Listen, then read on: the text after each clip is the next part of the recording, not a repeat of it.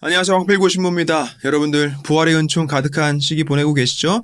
지난 강의 때 제가 엠마오 피정 다녀온 곳 조금 소개도 해드렸는데 사실 켄터키라는 곳이 딱히 뭐 할 게 그렇게 많지가 않아요. 휴양지도 아니고 역사문화 유적지도 아니고 제가 말씀드린 것이 거의 전부라고 봐도 될 것 같아요. 그래서 틈틈이 어쩌면 잘된 거지만 마음 놓고 쉴 수 있는 그런 여유가 조금 있었던 것 같아요. 그래서 영화를 여러 편 그냥 아무 생각 없이 보기도 하고 제가 영화를 워낙 좋아하니까 근데 영화관에 가서도 한 편 본 게 있어요. 저희 본당 교우들은 지난주일 제가 미사 때 이미 꽤 자세하게 이야기를 했기 때문에 아주 흥미롭게 강론 들었다고 또 피드백들도 주셨는데 Father Stew라는 영화가 있어요. Father Stew, 스투 신부님이란 뜻이겠죠. 한국에서는 개봉을 했는지 잘 모르겠어요. 영화 줄거리는 스튜어트 롱이라는 사고뭉치 아마추어 복싱 선수가 방황하던 중에 그렇게 원했던 건 아니지만 어쨌든 세례를 받고 교통사고 때 환시를 체험한 후에 신학교에 들어가게 됩니다. 서품을 앞두고 있는 상태에서 희귀병에 걸리는 바람에 일생일대 시련을 경험하고 어쨌든 결국 사제가 되는 실제 인물에 대한 이야기예요. 스투 신부님 미국 몬타나주 헬레나 교구 사제로 6년 사목하시고 50세 젊은 나이에 병으로 삶을 마감하신 그 기구한 삶과 또 회심, 또 우리 삶 속에 시련이라는 것이 어떤 의미인가 상기시켜주는 저는 굉장히 감동적으로 영화를 봤어요.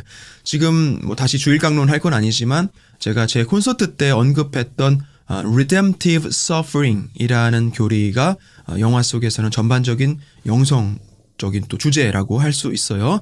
Redemptive Suffering, 상환적 시련이라고 번역을 해야 할까 싶은데 말이 어렵지 개념은 간단해요. 우리가 현세에 겪는 고통은 그리스도께서 겪으신 순환과 결합되도록 봉헌이 되고 이제 그로 인해 우리가 지은 죄에 대한 일정 부분 대사가 이루어진다라는 바오로 사도 가르침이고 교황성 요한 바오로 2세께서도 선포하신 가톨릭 교회 가르침이에요. 그러니까 우리가 고통을 직면할 때 딱 그걸 피하려고만 하잖아요. 이 강의 지금 시점에서 언급하기에 조금 민감할 수 있지만 이제 곧 제가 윤리에 대해서 설명을 하고 나면 아마 이해가 되실 텐데 낙태, 안락사, 자살 이런 행위들이 어쨌든 근본적으로는 고통을 피하기 위해서예요. 고통은 무조건 나쁜 것이다 라는 개념을 갖고 있기 때문에 그래요. 하지만 교회 가르침은 그렇지 않다는 것이죠. 그 누구보다 고통에 대해 잘 아는 수트 신부님은 모든 고통엔 분명 그 의미가 있다, 가치가 있다라고 했어요. 고통은 하나님 사랑의 가장 완벽한 표현이다. 그리스도와 가까워질 수 있는 기회라고 짧은 활동 기간이었지만 많은 사람들한테 설교를 하셨고 이제는 영화를 통해서 우리가 그 메시지를 들을 수 있게 된 거예요. 물론 마냥 고통을 즐길 수는 없겠죠. 그렇다고 일부러 고통을 찾아다닐 것도 아니고 하지만 우리 앞에 시련이 닥쳐올 때 그 고통이라는 것에 대한 최소 그 본질은 알고 성숙한 그리스도인이라면 성령의 지혜와 힘으로 어떠한 힘든 일들도 헤쳐나갈 수 있어야 하겠다라는 말씀 드리고 싶어요. 그리고 영화 속에서 스투라는 인물이 회심을 하게 되는 계기로 어떤 동네 바에서 술을 한잔 하다가 동네 거렁배 같은 인물을 만나서 대화를 나누게 되는데 사실 그 남자는 예수님이었어요. 스토의 전반부 인생은 그야말로 방황과 투쟁이고 기본적인 교양도 예의도 없는 그런 인간으로 살았단 말이에요. 완전 건달이죠.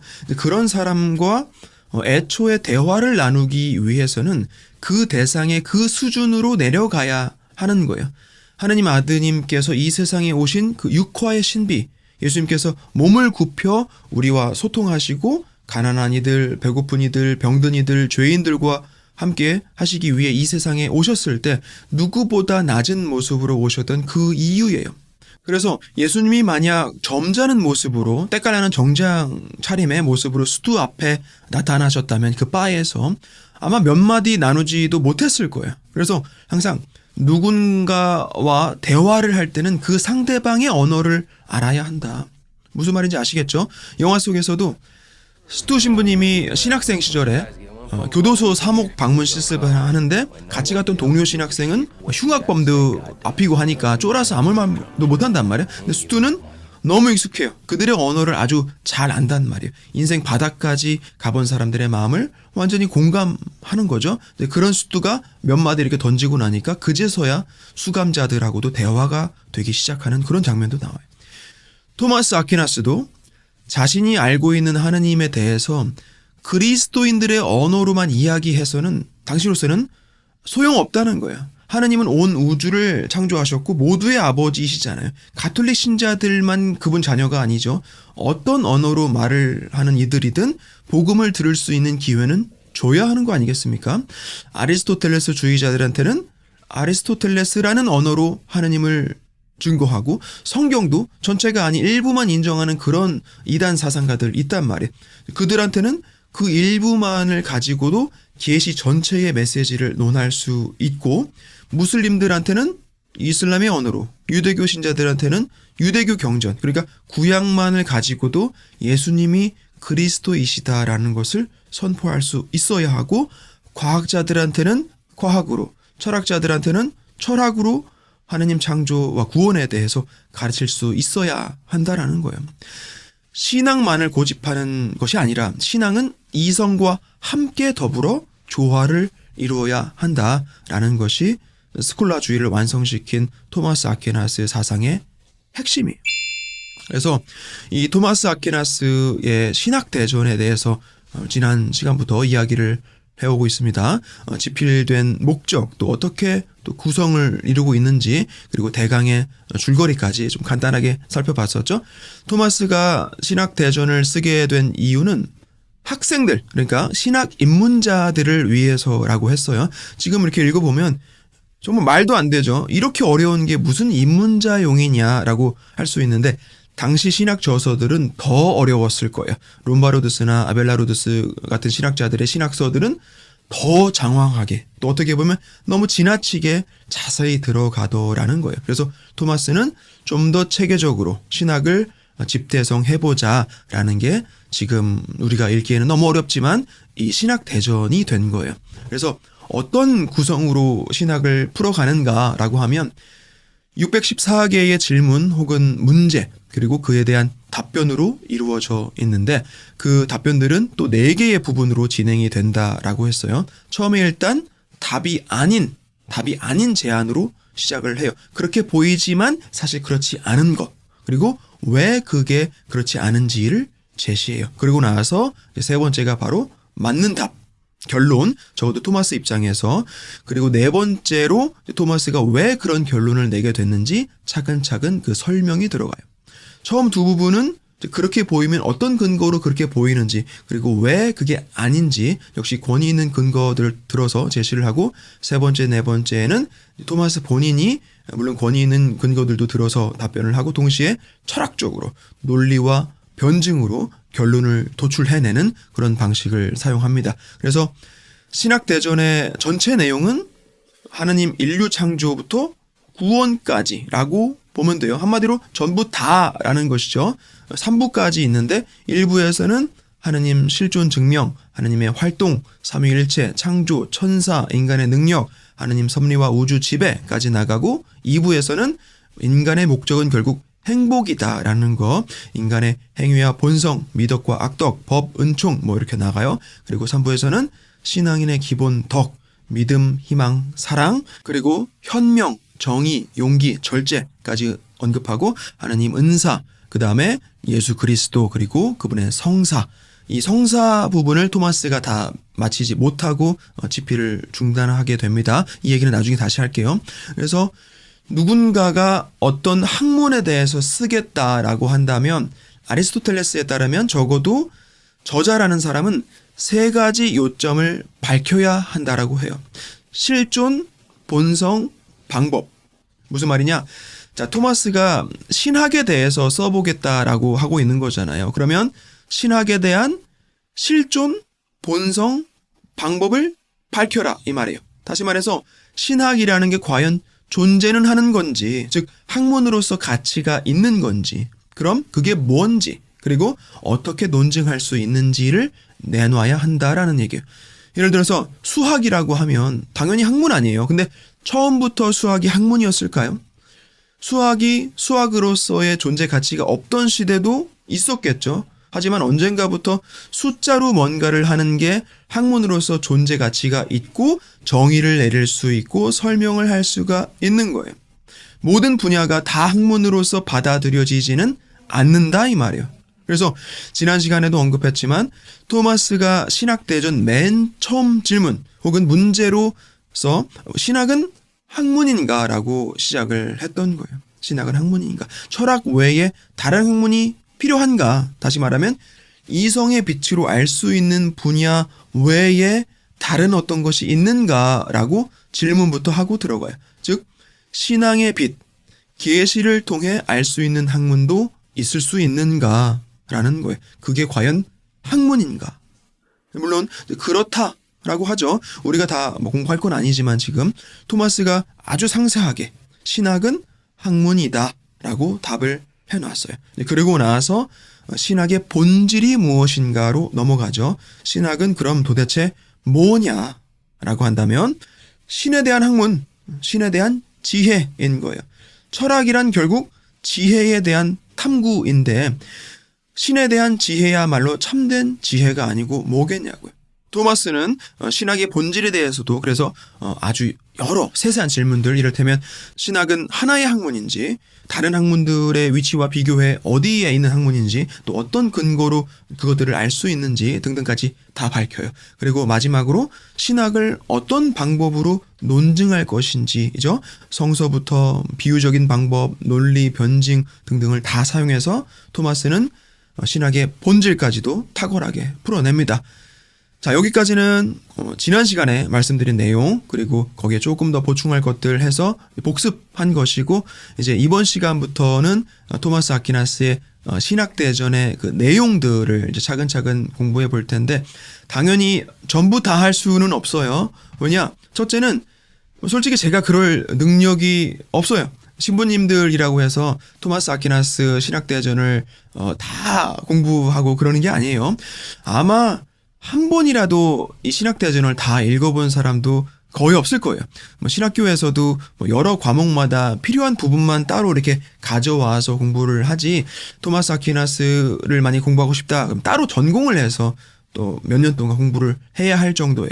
제가 가지고 있는 이 신학대전 요약을 엮으신 피터 크리프트 교수님 아직 살아 계실 텐데 이런 학자들 그리고 한국에서도 원로 신부님들 중에 신학대전 번역 작업 중이신 분들 누구 계시다고 들었어요. 한국 토마스 아퀴나스 연구소도 있고 그리고 제일 유명한 분이 박승찬 교수님, 제가 알기로 중세철학 전공이시죠. 아마 방송에도 여러 번 출연하셔서 아주 재밌고 또 심도 있게 토마스 아퀴나스 강의도 하신 걸 본 적이 있는데 그런 분들이나 신학대전을 제대로 강의하실 수가 있지 저는 그 정도 수준에는 한참 못 미칩니다. 그리고 이 강의는 교회사 강의이지 토마스 아퀴나스 강독은 아니잖아요. 자, 토마스 아퀴나스 신학대전이 너무 방대하다라는 얘기만 계속 드리고 막상 내용은 별로 배우지 못하고 넘어가지 않느냐라고 생각하실까봐 미리 말씀을 드리는 거예요.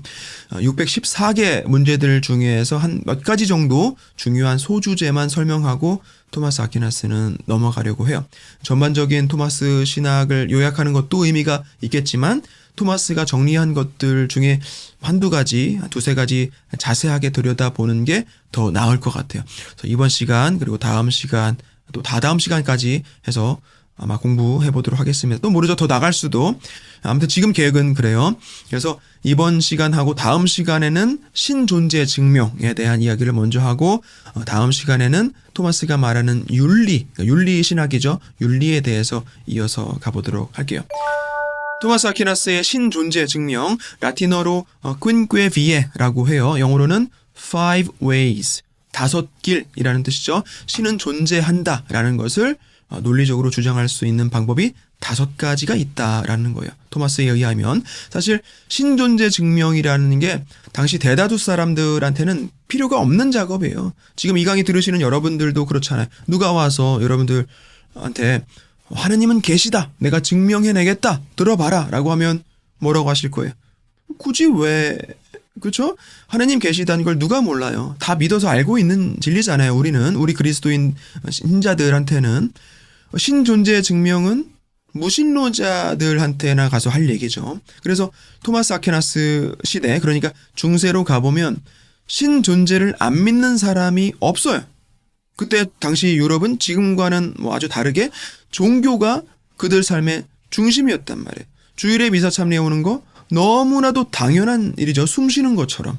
요즘처럼 크리스마스는 가족들과 좋은 시간 보낸다. 그런 시간이다. 부활 방학이라고 해서 이스터 브레이크. 가족끼리 어디 놀러 가는 시간이다. 그런 게 어디 있어요. 가족들과 성당을 나와야죠. 아무튼 근데 좀 전에도 언급드렸지만 아리스토텔레스에 의하면, 그리고 토마스가 받아들인 중세 스콜라주의의 논법으로는 학문에 대해 논하기 위해서는 그 학문이 실존하는가를 먼저 짚고 가야 한다고 했죠. 그러니까 토마스가 신학을 정리하자라고 했을 때 신학이라는 게 학문으로서 가치가 있는지를 먼저 증명하고, 마찬가지로 신은 과연 존재하는가라는 문제를 먼저 명확히 하고 가야만 한다라는 거예요. 이해하시겠죠? 사실 토마스 아퀴나스 하면 일반 사람들은 토마스의 5방법, 그러니까 신존재 증명 이론을 가장 먼저 떠올리는 경향이 있어요. 근데 신학대전에서 신존재 증명은 아주 극히 일부에 지나지 않을 뿐더러 막상 그렇게 중요한 내용도 사실 아니에요. 우리가 공부해야 할 더 중요한 내용들은 그 뒤에 계속해서 나와요. 신존재 증명 5길은 사실 신학대전에서 거의 서두 정도, 그러니까 하느님에 대해 알아보기 전에 우선 하느님이 계신 건지, 그렇다면 그것을 어떻게 알 수 있는지 논리적으로, 철학적으로, 또 변증학적으로 입증을 하고 시작하자라는 그것에 불과해요. 자, 오늘 강의 제목이 토마스 아퀴나스의 신존재 증명인데 아직 그 첫 번째를 못 가고 있어요. 조금 더 기다려 보세요. 먼저 신은 실존한다라는 것을 입증하기 전에 토마스는 그것이 자명한가를 먼저 질문해요. 자명한가. 영어로는 self-evident라고 해요. 자명한가. 그러니까 어떤 것에 대해 의문을 갖는 단계까지 왔다면 그것이 입증을 해야 할 정도의 어떤 것인가를 먼저 물어요. 예를 들어서 하나 더하기 하나는 2이다. 자명한 사실이죠. 이걸 뭘 입증할 뭐가 있어요. 그런 게. 그냥 아는 거. 이미 드러나 있는 거잖아요. 자명한 거죠. 신존재는 그럼 자명한가라고 먼저 묻는 거예요. 자명하다면 그걸 증명하고 자시고 할 게 뭐가 없는 거니까. 그런데 신존재가 자명하지 않다면, 그렇다면 우리가 신존재를 입증할 수 있는 능력은 있는 건가라고 또 다른 질문으로 이어지는 거예요. 왜냐하면 우리가 애초에 그럴 능력이 없다면 굳이 증명하자라는 시도 자체가 의미가 없는 거니까. 그래서 신의 실존이 자명하지는 않지만 증명할 수는 있다라고 결론이 나면 그때 비로소 우리는 신존재를 증명하는 것이 필요하다라고 가는 거예요. 자, 스콜라 철학이 어떤 건지 조금 더 이해가 되시죠? 이렇게나 어떤 한 가지 문제를 가지고 집요하게 파고 들어가는 거예요. 이게 다가 아니에요. 방금 말한 그 자명성에 대해서도 2가지로 분류를 해서 봅니다. 어떤 문제가 자명하다면 그 자체로서만 자명한 건지, 우리에게도 누구에게도 다 자명한 건지. 예를 들어서 신 존재는, 만약 신이 존재한다면 그 자체로는 자명한데 우리한테는 자명하지 않은 것이죠. 하느님이 존재하시다는 게 하느님한테는 너무 자명한 사실이지만 우리는 하느님을 감각적으로 뵌 적이 없기 때문에 자명하지 않은 거예요. 이렇게 신학대전에서 문제를 풀어가는 방식, 진짜 집요하죠. 자, 스콜라주의를 배우면서 캔터베리의 안셀무스에 대해서 이야기한 적이 있어요. 기억하시죠? 스콜라 철학 초기의 가장 대표적인 인물이라고 할 수 있는데 이미 안셀무스도 신존재 증명을 해놨어요. 신의 실존을 ontological argument라고 해서 존재론적 논증으로 증명을 해놨단 말이에요. 더 이상 큰 것을 생각할 수 없는 가장 큰 어떤 것, 그 존재를 우리는 신이라 부른다. 풀떼기보다는 나무가 큰 존재이고 식물들보다는 동물들 중에서는 인간이 더 큰 존재이다. 이런 식으로 간다면 우주에서 가장 큰 존재로까지도 갈 수 있게 되고 더 이상 큰 것을 상상할 수 없는 그 가장 큰 존재가 바로 신이다라는 거예요. 당시로서는 굉장히 논리적인 방식으로 보이지 않는 신이 실제로 존재한다라는 걸 설명한 것이죠. 근데 토마스가 보기에 이 증명 방법은 이렇다 할 증명이 못 된다라고 해요. 이런 식의 논증은 자명한 진리에 대한 단순한 주장일 뿐이다 라고 합니다. 신앙인들이 듣기에 그럴싸하게 들릴 수는 있겠으나 비신앙인들한테는 결코 통하지 않을 거란 얘기죠. 더 이상 큰 것을 생각할 수 없는 어떤 것, 아니야, 뭔가 부족해. 신이 존재한다라는 증명에서 가장 중요한 것들, 이를테면 삼위일체의 필연성, 사람이 되어 오심, 육화에 대한 필연성, 구원의 필연성, 이런 것들이 다 빠져 있단 말이에요. 그래서 토마스가 신 존재 증명 문제를 어떻게 풀어가느냐. 먼저 부정적인 부분을 해결하는 순서로 시작을 해요. 부정신학이라고 해요. 부정신학. 무슨 말이냐? 일단은 신이 실존하는가에 대한 문제는 끝까지 가서도 어쨌든 보이는 증거를 댈 수는 없는 영역이에요. 그렇죠? 하느님을 본 사람도 없고 살아생전에 우리가 볼 수도 없으니까. 그러니 이건 결국 신앙의 문제라는 것이죠. 그래서 우리는 신이 어떤 존재인지는 사실 알 수가 없다. 부정신학이에요. 하지만 어떤 존재가 아닌지는 알 수가 있다. 바로 거기에서부터 시작하자는 거예요. 하지만 그럼에도 불구하고 어떤 필연적인 증명을 해야 하는 것이라면 그에 대한 정의는 적어도 있어야 하지 않겠나. 그러니 신의 존재를 증명하기 위해서는 신의 존재가 낳은 결과들로부터 올라가야만 한다라고 해요.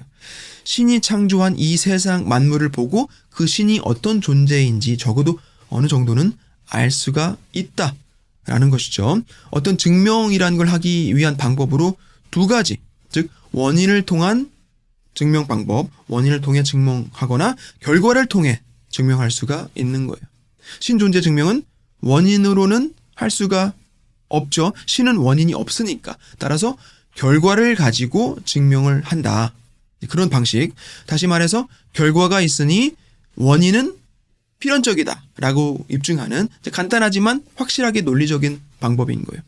자, 우리가 하느님이 어떤 분이신지 알 수가 있습니까? 우리 이성의 힘만을 통해서 있다는 거예요. 예를 들어서 제가 작곡을 하잖아요. 노래를 만드는데 그걸 사람들이 듣고는 기쁨을 느끼는 거예요. 제가 만든 음악에 기쁨이 들어있다는 거죠. 그건 그 곡의 창작자인 제 안에도 기쁨이 존재한다라는 뜻이에요. 제 안에 온통 슬픔과 미움, 고통만 가득하고 기쁨이라고는 눈꽃만큼 뒀는데 기쁜 곡이 나올 수가 없죠. 우리가 자선을 하고 싶어도 가진 게 아무것도 없으면 할래 할 수가 없어요. 내가 가지고 있지 않은 어떤 걸 누군가와 나눈다? 불가능한 일이에요. 만약 우리가 길을 가다가 들에 핀 꽃을 발견했는데 아름답더라는 거예요. 그렇다면 그 꽃을 창조한 존재는 분명 그 안에 아름다움을 품고 있는 게 분명하다라는 것이죠. 그래서 우리는 하느님은 아름다움을 지니신 분이란 걸 우리 이성의 힘만으로 얼마든지 알 수가 있는 거예요. 지금 제가 조금 앞서가긴 했어요. 신이 어떤 존재인지를 이야기하기 전에 신이 과연 존재하는지를 먼저 확실히 해야겠죠. 그래서 아주 간단한 예를 들어서 말씀드렸지만 이런 논리적으로 자명한 것들을 모아서 결국 신은 실존하는가, 그리고 그 신은 무엇인가 혹은 어떤 존재인가를 알 수 있는 거예요. 하지만 이성의 빛으로 알 수 있는 건 한계가 있겠죠. 지극히 일부만 알 수 있는 거예요. 그래서 거기서 바로 은총의 빛이 비추어져야 한다. 즉 은총을 통한 계시로 하느님 존재에 대한 입증은 보다 완성에 가까워질 수 있다라는 거예요. 어쨌든 철학을 이용한 신존재 증명은 가능하다. 그렇게 신존재 증명을 해나가는 과정에서 여러 복합적인 또 어떤 따라붙는 질문들도 생깁니다. 이를테면 신이 실존한다면 어째서 세상에는 악도 존재하는가? 악은 어디서 온 것인가? 그런 예전에 아우구스티누스도 다뤘던 그 문제도 역시 다시 한번 짚고 넘어가기도 합니다. 그 밖에 다른 자연적인 원인들에 대한 문제도 다루고 결국 인간의 자유의지가 그 답이 되죠. 악은 하느님의 창조물이 아니다. 인간을 창조하시고 생각할 수 있는 힘과 선택할 수 있는 자유를 주셔서 온전하게 관계 맺길 원하시는 것이지 우리를 당신의 소유물로 혹은 노예로 삼길 원하신 게 아니라는 거, 오히려 종살이에서 해방시키시고 그분 상속자가 되도록 부르시고 계시다는 거, 우리가 다 알고 있는 내용이지만 토마스는 신학대전에서 스콜라주의 스타일로 이 모든 것을 다 풀어놔요. 자, 그래서 토마스 아퀴나스의 5길 혹은 5가지 방법에 대해서 간단하게 이야기를 해봅시다. 신이 실존한다라는 것을 입증하는 5가지 증명 방법이라는 뜻이에요. 5길, 5 ways. 각각 다 따로따로 봐도 말이 되지만 근본적으로 조금 비슷한 점은 있어요. 어쨌든 플라톤주의자나 아리스토텔레스주의자 같은, 그러니까 논리적으로 입증이 되지 않으면 믿지 않겠다라고 하는 사람들도, 물론 여기는 철학 또 과학 전부 다 포함이에요. 그런 이성주의자들도 이렇게 한 가지가 아닌 5가지 논증을 댄다면 분명 신이 존재한다는 것을 믿을 것이다 라고 토마스는 확신하고 있었어요. 먼저 첫 번째 길, 제1 증명이죠. 최초의 원동자론이라고 해요. 최초의 원동자론. 자, 정신 차리시고, 말 자체가 어렵죠. 참 여러분들 아셔야 할 게, 철학 기본 그 교육이 없이 신학을 공부할 수 없다고 했잖아요. 근데 한국말로 철학을 공부하려면 어쩔 수 없이 한자부터 알아야 돼요. 그래서 어려운 거예요. 제가 신학교 때 철학 신학 공부하면서, 저는 미국에서 학부랑 대신학교까지 다 마쳤으니까 한국에 있는 신학교에서 어떻게 공부하는지를 전혀 모르잖아요. 그래서 영어로 이렇게 신학교 공부를 하면서 그런 생각을 해보는 거예요. 아, 이거 한국말로 공부했으면 좀 더 수월하지 않았을까. 그때만 해도 이제 한국어로 된 이제 서적들, 그래서 막 하나씩 이제 구해서 읽어보고도 그랬는데 오히려 더 어려워요. 한자어가 많아서. 여러분들 신부님들이 신학교 공부하면서 뭐 라틴어 배우기 너무 어려웠다, 뭐 그런 말씀 들으신 적 있죠? 제가 볼 때는 그렇지 않아요. 라틴어만큼 쉬운 언어가 없어요. 물론 저는 거의 공부는 안 했지만, 그리고 미국에서 공부해서 더 그런 것일 수도 있는데, 여러분들 라틴어랑, 저는 이제 고대 그리스어를 신학교 때 1년 수업을 들었는데, Biblical Greek이라고 해요. 성경이 쓰여진 그 고대 그리스어, 지금 그리스 사람들이 쓰는 그리스어랑은 좀 달라요. 아무튼 라틴어든 뭐 고대 그리스어든 다 죽은 언어들이란 말이에요. 문서 기록용으로 우리가 쓰고 있지 아무도 라틴어로 대화하는 사람은 없어요. 한 50년 전쯤에는 로마에서 수업 때 쓰기는 했지만 사실 뭐 말할 때, 그러니까 spoken language는 더 이상 아니라고요. 오히려 신학교에서 제가 스페인어 배우는데, 물론 사목하면서 여기 베이사이드에서는 스페인시 공동체가 없어서 쓸 일이 없으니까 다 잊어버렸지만 스페인어가 더 어려워요. 왜냐하면 말도 해야 되니까. 라틴어 고대 그리스어는 새로운 어휘도 없고 그냥 기존에 있는 문장, 뭐 있는 단어들 해석만 할 줄 알면 돼요. 얼마나 쉬워요. 모든 외국어 공부는 독해, 작문, 회화를 다 해야 되는데 라틴어는 독해만 하면 돼요. 쉽죠? 그래서 영어로 철학신학을 배울 때는 오히려 제목만 들어도 그 의미가 조금 오는 그런 게 있어요. 사실 프랑스어권 사람들이나 스페인어권 사람들이 철학신학을 공부하면 더 쉽고 이해가 더 명확하게 돼요. 라틴어랑 더 가까우니까. 영어는 그보다는 조금 어떻게 보면 학문적인 언어는 아니에요. 학문적인 단어들은 전부 라틴어나 그리스어에서 가져오고, 문화적인 거, 패션이나 음식, 예술 이런 것들은 전부 다 프랑스에서 거의 뭐 가져오고, 뭐 아무튼 영어는 조금 비즈니스에 더 맞는 언어라고 해야 되나, 좀 그런 느낌이 있어요. 이 부분은 이제 제 개인적인 의견이지만, 자, 그래서 그럼에도 불구하고 한국어 혹은 한자어로 철학신학을 공부하는 게 더 어렵더라라는 말씀을 드리는 거예요. 한자를 잘 알아도 용어들이 동양 철학에서 쓰는 걸 가지고 가톨릭 교리로 번역해서 가져오기도 한단 말이에요. 그럼 또 그 의미가 완벽하게 일치하지 않을 때가 많아요. 어쨌든 제가 본당 와서 한인 공동체 예배자 교리도 하고 그러잖아요. 그래서 영어로 공부한 걸 다시 한국어 교리에서 보면서 단어들 또 용어들 대조해서 이 수업 준비를 한단 말이에요. 그때 또 한 번 다시 느낀 게 말이 너무 어렵다라는 거예요. 결론은 여러분들 이 어려운 용어가 나와도 절대 자괴감 가지실 필요가 없다는 겁니다. 저한테도 어려워요. 최초의 원동자론, 이게 뭔 말이에요 도대체? 영어로는 the unmoved mover, The unmoved mover. The argument of the unmoved mover 라고 해요. 제가 볼 때 훨씬 명료해요. move는 무슨 뜻이에요? move. 움직이다죠. 그럼 mover는 움직이는 이 혹은 움직이게 하는 이. unmoved는 안 움직이는. 그래서 unmoved mover는 안 움직이지만 움직이게 하는 이라고 아직 설명까지도 가지 않았는데 그래도 최소한 제목의 뜻은 해석이 되잖아요. 최초의 원동자, 제1원동자보다는 훨씬 낫지 않습니까? 저만 그런 거 아니죠? 그럼 이 unmoved mover 이론이 무슨 내용이냐? 자, 이 세상에 존재하는 모든 것은 변화한다 혹은 움직인다. 동의하시죠? 우리가 뭐 잠깐 볼 때 변하지 않는 것처럼 보이지만 이런 생명이 없는 뭐 금속 재질, 뭐 유리 재질들도 조금씩, 아주 조금씩이지만 계속해서 변하고 있는 거예요. 혹은 움직이고 있는 거예요. 그걸 우리가 뭐 부식 혹은 변질이라고 부를지언정 하물며 모든 동식물 또 눈에 보이지 않는 그 미생물들, 공기, 바람, 물, 자연계의 어떤 것이든 변화하고 있고 움직이고 있다라는 거 부인할 수 없죠. 그리고 그 움직임은 다른 어떤 것에 의한 것이다라는 거예요. 그렇죠? 모든 움직임은 반드시 그 원인이 있을 수밖에 없어요. 물이 끓어오르려면 열이 있어야 하고 열이 있으려면 불이 있어야 하고 불을 내기 위해서는 점화 작업이 있어야 하고 그러려면 사람이 하든 뭐 나무끼리 마찰을 일으키든 운동의 힘이 있든지 바람이 불든지 그럼 또 바람이 있기 위해서는 또 계속 그렇게 거슬러 가는 거예요. 내가 어디서 왔나라고 하면 부모님에게서 왔고 그럼 우리 부모님은 어디서 왔고 그들은 또 어디서 왔고 계속 이렇게 가는 거죠. 맞죠? 근데 그렇게 원인으로 가는 것이 무한일 수는 없는 거예요. 분명 그 최초의 변화 혹은 움직임을 일으킨 장본인이 있어야만 한다고요. 그 존재를 우리는 신이라고 부른다. The unmoved mover.